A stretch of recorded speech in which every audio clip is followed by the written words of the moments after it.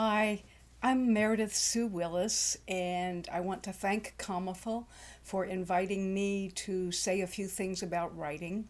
I'm a writer of many, many years. I started when I was a little girl and began with comic books. I actually wrote comic books before I could read and write. I would draw the pictures and make the balloons, and then eventually I learned to put in words too. So I go way back. I've written quite a few books, and I also still actually teach writing. So it's something I think about a lot. Generally fiction writing, and the thing I wanted to talk about a little bit today is the idea of revision as something fun. When I was doing it as a little child, I didn't think of whether it was something hard or something easy or something professional. I just did all of my writing for fun. And now I run into a lot of students who find revision cramps their style, revision gets in their way. Not everybody for sure, but there are quite a few people like that. And I want to make a case for certain kinds of revision being the best thing you can possibly do for your writing. And I'm thinking particularly today of adding as a way of revising. And I have three exercises I'm going to offer to you to see, you might want to think about them, might want to try them. The first one addresses a specific problem. The problem is you're having trouble with a minor character. You're not sure who they really are. You wonder about them. Somebody has told you, a reader has said, I don't get so and so doesn't really seem like a man. He seems too feminine, or some other issue of gender that maybe you've had trouble with, or just simply that you just are not getting there with the person. So this exercise adds some material to that. And the way it works is very simple. You imagine for a while being that character, and you write a monologue or confession for the person. Confession in this case not meaning where somebody says, yes, I did it, I did the murder, but rather it's a kind of formal statement of who I am, why I do what I do, where I come from, what I've learned. The idea of writing this kind of thing is it's good to do it using a timer. I'm very big on using timed writings, so I would suggest setting a timer for 5 minutes, 10 minutes. Just set your smartphone and for that period of time, write totally in the voice of your character, and whatever comes out, comes out. It may be bad, it may be good. And when you're done and look back at it, there may very well be something you can use. Even if you're writing a first person novel, you might be able to use these speeches by the minor character as part of dialogue or as an email or a text. And at any rate, I suspect you'll find that you have gathered depth for your character. You will have added some backstory. And mainly, I submit that you're going to end up with some ideas that you didn't have before, certainly for the character, but maybe even for the story itself.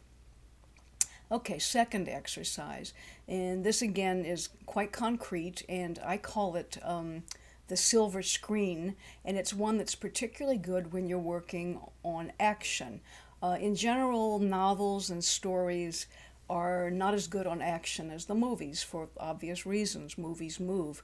But if you have an action scene, a fight, a battle, a struggle, somebody fleeing, somebody gently touching someone's face in an erotic way, whatever the action is, a good way to get it laid out there and add to your story is to imagine yourself in front of a screen. It could be a big widescreen TV, or I call it the silver screen because I'm picturing a big movie screen.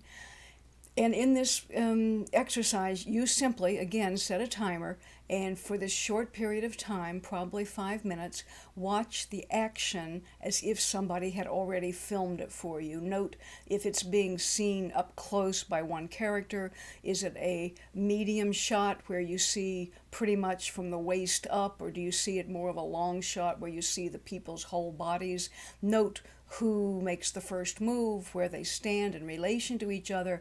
And after you've finished your time on this, as rapidly as possible and in as much detail as possible, write down what you saw.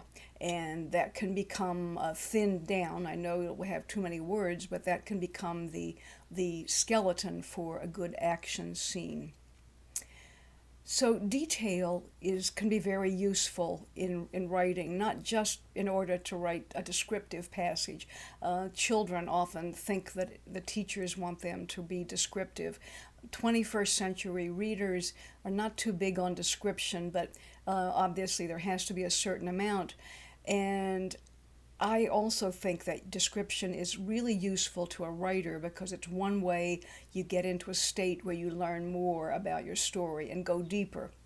So the third exercise is a real simple one. You may have had, maybe you've been away from your story for a while, maybe you're just getting back to it, maybe you're stuck, maybe you're just kind of fooling around looking for some new ideas. And what you do is you put an apple in your story. That's right, an apple. It could be something else, and in fact, I have a whole list of things it might be, but an apple's a good one. It's pretty neutral. And you begin by, and by the way, it doesn't have to be an edible apple. I once did this with a story and had a crystal apple that somebody gave as a gift to another person. But the way you begin this, again, timed writing, 5 minutes, 10 minutes, and you describe in your mind, observe with your senses, with all of your senses, what the object looks like. So if it's an actual edible apple, you're going to notice size, weight, texture, smooth, or does it have a little coat of wax like they put on the grocery stores? How does it taste, smell, sound when you crunch into it? In other words, you describe it at some length and then keep going and find a place for it in your novel. Somebody sees it, somebody eats it, somebody discovers it lying spilled out of a bag, so it becomes a clue in the story. But the point is that you begin with description, which deepens your consciousness, or seeps down into your lower levels of consciousness, and then you see where that leads you.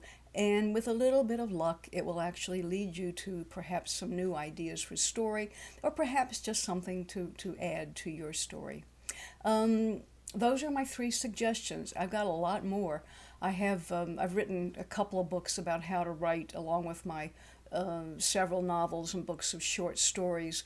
And I'd love to have you take a look at my website, which includes, obviously, information about my work, but also has links to writing exercises, to a newsletter for readers and writers, and lots of articles for writers. And the website is www.meredithsuewillis.com, and I'll spell that out. MEredithSuewillis.com, one word. And thank you for giving me this time, and it was really fun talking with you.